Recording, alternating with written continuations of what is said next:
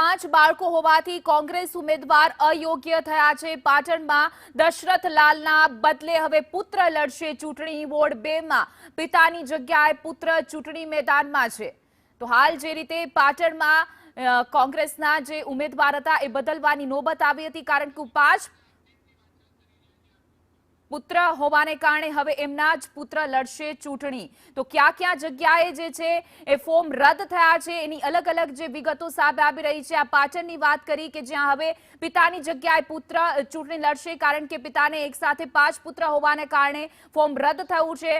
હવે વધુ જૂનાગઢથી આ ધોરાજીમાં પણ ભાજપ કિરણ ટાંકના ફોર્મ સામે વાંધો થયો છે અને આ જ મુદ્દાને લઈને વધુ વિગતો સાથે અમારા સંવાદદાતા કશ્યપ લાઈવ જોડાઈ ગયા છે। જી કશ્યપ, ઘણી જગ્યાએ કોંગ્રેસના કે ભાજપના ઉમેદવાર છે એમાં કંઈક ને કંઈક ભૂલ રહી ગઈ, એના કારણે જે છે તે ફોર્મ રદ થઈ ચૂક્યા છે અને સામા પક્ષને છે સીધો ફાયદો થઈ ગયો છે। અત્યાર સુધીમાં કઈ એવી બેઠક છે, કઈ જગ્યાએ કે જ્યાં ફોર્મ કયા ઉમેદવારોના રદ થયા?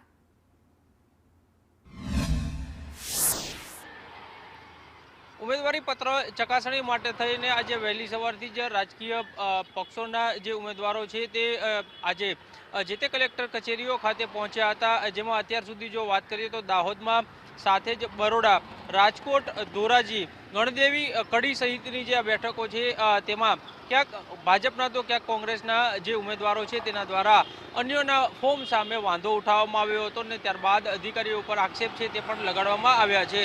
ગણદેવી બેઠકની જો વાત કરીએ તો ત્યાં ગણદેવી બેઠકમાં જે કોંગ્રેસના ઉમેદવારો છે કે જેના ફોર્મ મેન્ડેટ જમા નથી થયા અને તેને લઈને કોંગ્રેસે આક્ષેપ લગાવ્યો છે કે ટોકન લઈ લીધું હતું, પરંતુ આ મેન્ડેટ છે તે સ્વીકારવામાં નથી આવ્યું। તો એ જ પ્રમાણે પાટણની જો વાત કરીએ તો ત્યાં પણ કોંગ્રેસના એક ઉમેદવાર છે તેનું ફોર્મ રદ થયું છે, કારણ કે તેને 5 સંતાનો છે અને હવે તેના ડમીમાં જે તેમના સંતાન દ્વારા ફોર્મ ભરવામાં આવ્યું હતું ને તે હવે ચૂંટણી લડશે। આ જ પ્રકારની સ્થિતિ અન્ય એક જગ્યાએ પણ જોવા મળી છે કે જ્યાં ઉમેદવારનું ફોર્મ રદ થયું છે અને ત્યાં તેના પુત્ર દ્વારા હવે ચૂંટણી મેદાનમાં ઝંપલાવવામાં આવશે। આજે દિવસ દરમિયાન અલગ અલગ જગ્યાઓ ઉપર આ પ્રમાણેનો રાજકીય ઘટનાક્રમ છે તે જોવા મળ્યો હતો અને ક્યાંક અધિકારીઓ ઉપર આક્ષેપ લગાડવામાં આવ્યા હતા, તો ક્યાંક ઉમેદવારો છે તેના ફોર્મમાં ક્ષતિ હોવાના કારણે તેના ફોર્મ રદ થયા છે।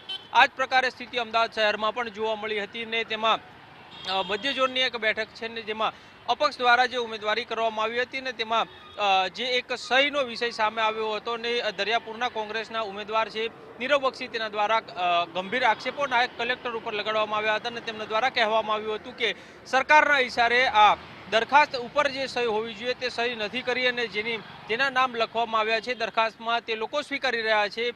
તેને લઈ અને ઉગ્ર બોલાચાલી થઈ હતી ને ત્યારબાદ હવે નાયબ કલેક્ટર છે તેના દ્વારા જે કોઈ વ્યક્તિઓ છે કે જે કહી રહ્યા છે કે હવે તેણે દરખાસ્તમાં સહી નથી કરી અને તેની પાસે એફિડેવિટની માંગણી કરવામાં આવી છે। તો આ સિવાય શાહનવાઝ શેખ છે તેના દ્વારા દરિયાપુરના ધારાસભ્ય છે કૌશિક જૈન તેની સામે આરોપ લગાડ્યો હતો કે જ્યારે ફોર્મ ખાડિયા વોર્ડમાં ઉમેદવારોના ફોર્મની ચકાસણી ચાલી રહી હતી ને ત્યારે ધારાસભ્ય અંદર હાજર હતા અને પક્ષપાતના આરોપ તેના દ્વારા લગાડવામાં આવ્યા હતા। આમ રાજ્યભરમાં અલગ અલગ જગ્યાઓ પરથી આ પ્રકારની સ્થિતિ અત્યાર સુધી સામે આવી રહી છે। જી કશ્યપ, સમગ્ર માહિતી આપવા બદલ આપનો આભાર।